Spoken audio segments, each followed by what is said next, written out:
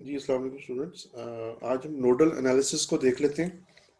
अब हम स्टार्ट करने लगे हैं। जो हमारे पास टूल्स हैं, टेक्निक्स हैं सर्किट एनालिसिस की, बेसिक जो टेक्निक आती है सबसे पहले वो नोडल एनालिसिस आती है, जो कि कॉम्प्लेक्स टेक्निक्स में जो पहली टेक्निक है।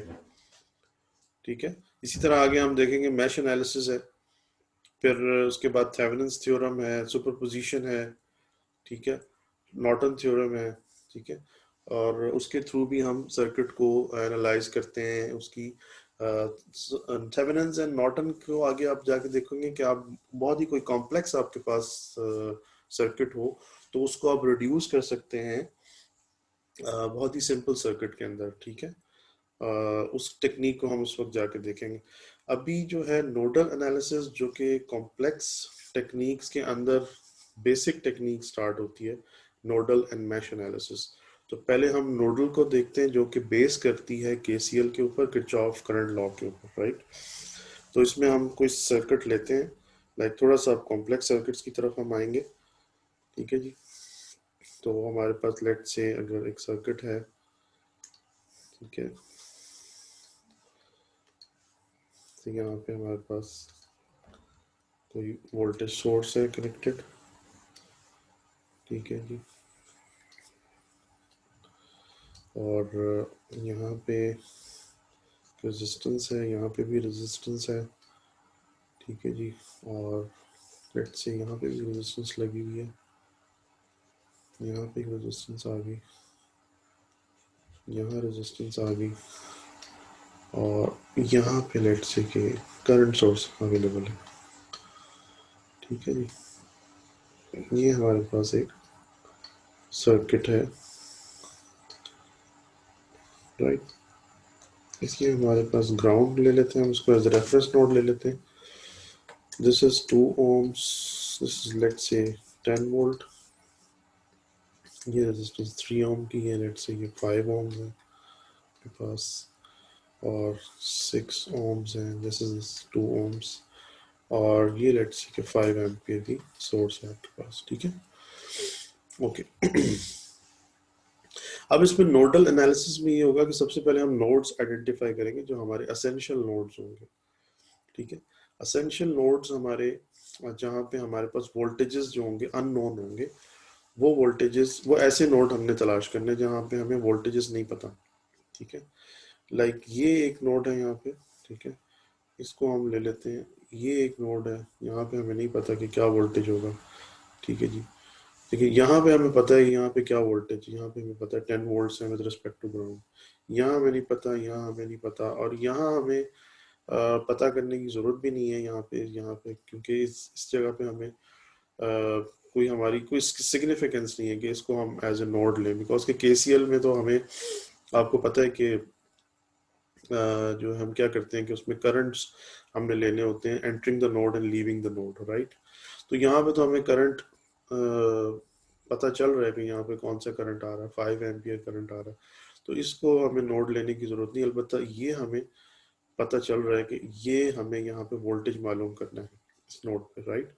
या this is the unknown voltage जो कि इस नोड पे मौजूद है, वो हम मालूम कर लेंगे अगर, तो उससे हमें फायदा क्या होगा कि हमें ये वाला करंट जो है ये भी पता चल जाएगा, राइट। और ये करंट तो हमें पता ही है कि ये टुवर्ड्स द नोड आ रहा है, राइट। अच्छा, तो इसको हम डेजिग्नेट कर देते हैं, लाइक ये अननोन वोल्टेजेस यहाँ पे V1 एंड V2। ठीक है, हमें मालूम करने हैं। ठीक है जी। तो अब इसकी जो इक्वेशंस हैं वो हम किस तरह बनाएंगे कि इसमें देखें, जो सिंपल जो इसमें कन्वेंशन है जो कि मैं आपको बताऊंगा, जिससे वेरी इंपॉर्टेंट ट्रिक टिप है ये।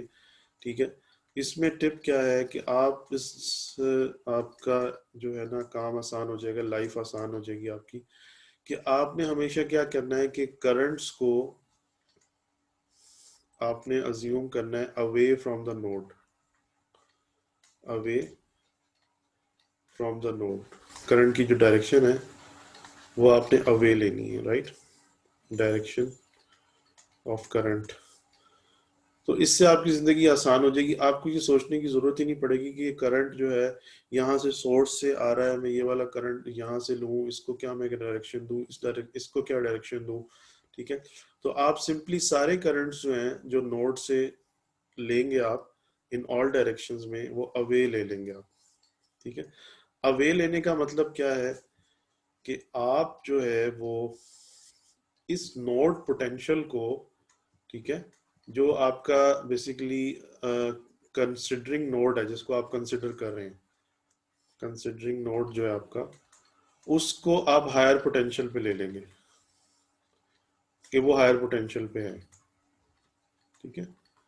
बिल्कुल सही रहेगा, इससे कोई मसला नहीं आएगा, किसी किस्म की कोई कैलकुलेशन मिस्टेक नहीं होगी।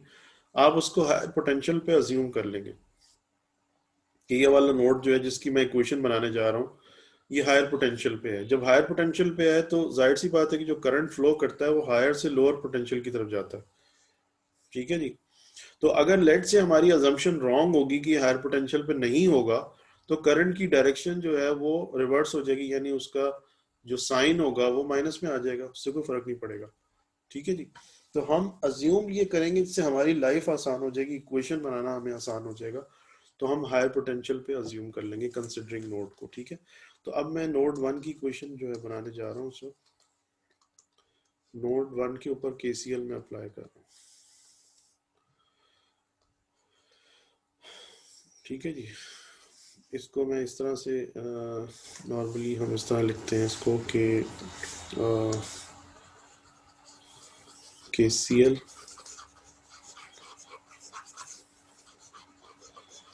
जी, केसीएल एट नोड वन। ठीक है। तो अब यहाँ पे मैं इसको की इक्वेशन बना लेता हूँ, बिकॉज कि अब नोड वन पे जो है जो पोटेंशियल है उसको मैंने हायर अज्यूम किया हुआ है। ठीक है। तो उससे करंट जो है उससे अवे ही जाएगा, तो higher potential minus the lower potential divided by the resistance. ठीक है। तो ये करंट मुझे मिल गया, ये वाला, राइट।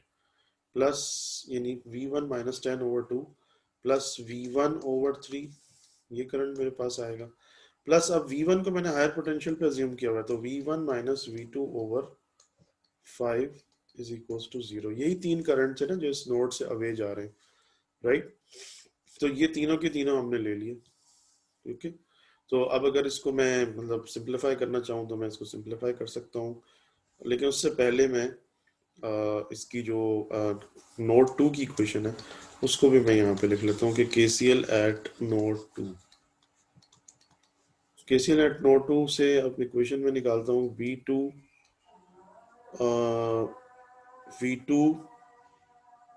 ये अजान हो रही है तो अजान सुन लेते हैं।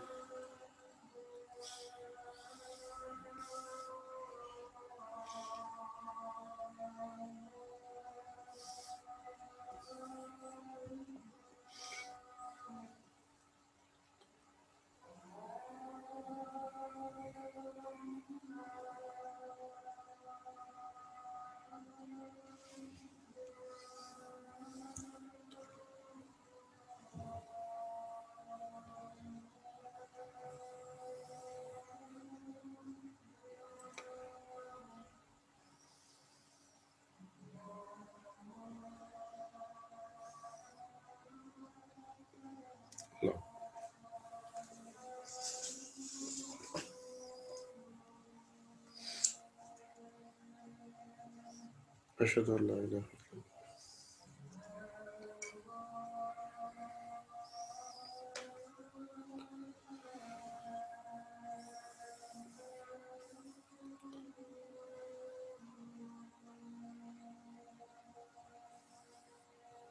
अशहदु अल्ला इलाहा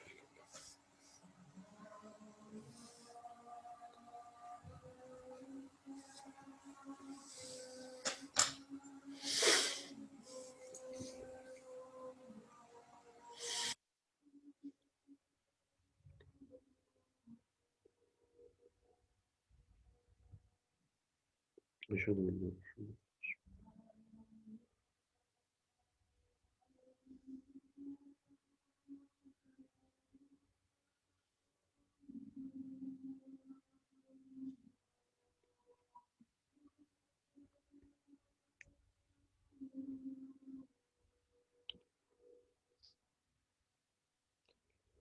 अशहदु अल्ला।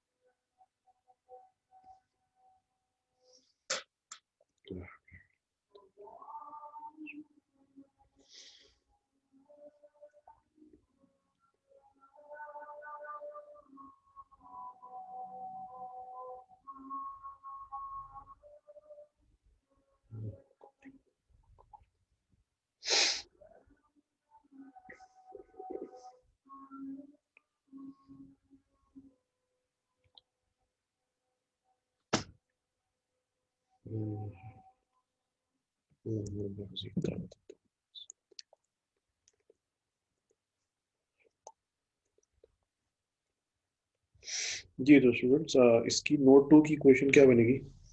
यहाँ पे इसकी क्वेश्चन बना लेते हैं नोट 2 की. So that is V2 minus V1/5. Higher potential पे लिया हुआ है यहाँ पे अब हमने इसको. तो सारे जितने भी पोटेंशियल्स होंगे वो इससे लो पे होंगे, तो हम इसको पहले रखेंगे. Higher potential minus lower potential divided by the resistance is equal to the current, right? So V2 minus V1/5 plus V2/6 and this current is actually इसकी डायरेक्शन अब हमें पता है. ठीक है, इसकी डायरेक्शन क्योंकि गिवन है यहाँ पे कि ये करंट जो है ये यहाँ से एंटर हो रहा है. गिवन डायरेक्शन है इसकी, ये नहीं कि हम अननोन है इसके बारे में. ये डायरेक्शन हमें पता है, राइट? तो इसको फिर हम अब इसको वही लेंगे जो कि गिवन है, राइट? इसको नहीं अब हम कर सकते ये काम कि इसको हम +5 कर दें, क्योंकि अवे जो है उसको हम प्लस लेते हैं और जो यानी जो करंट लीव कर रहा होता है नोड से उसको हम प्लस लेते हैं, जो एंटर कर रहा होता है उसको माइनस लेते हैं, राइट? तो ये एंटर कर रहा है नोड के अंदर, उसकी डायरेक्शन गिवन है, वेल क्लियर है, ठीक है? और इसको हम -5 = 0 कर लेते हैं, ठीक है? अब इसको सिंप्लीफाई करना है आपने ताकि क्वेश्चंस बना के फिर हम इसको सॉल्व कर लें दोनों इक्वेशंस को साइमल्टेनियसली और फिर V1 और V2 की वैल्यू निकाल लें. तो like this is 2 3 is 6 6 5 is 30, right? अगर 30 से द होल इक्वेशन को हम मल्टीप्लाई कर दें तो क्या हो जाएगा? बेसिकली ये आ जाएगा हमारे पास 15 V1 minus 150, ठीक है जी, plus 10 V1 plus 6 V1 minus 6 V2 is equals to 0. यहाँ से हमें क्या मिल गया? ये V1 ठीक है, this is equals to what, और ये भी V1 है, तो ये आ गया आपके पास 25 प्लस 6 31 V1, ठीक है जी, minus 6 V2 is equals to 150, ठीक है जी. तो ये आपके पास इक्वेशन आ गई 1. इसको भी हम देख लेते हैं. इसमें भी जो एलसीएम हमारे पास आ रहा है that is 30.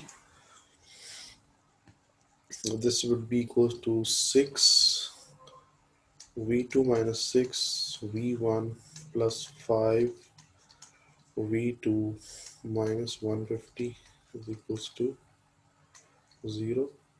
So that would be equals to minus 6 V1, इसको रीअरेंज कर लेते हैं, plus 11 V2 is equals to 150, ठीक है जी.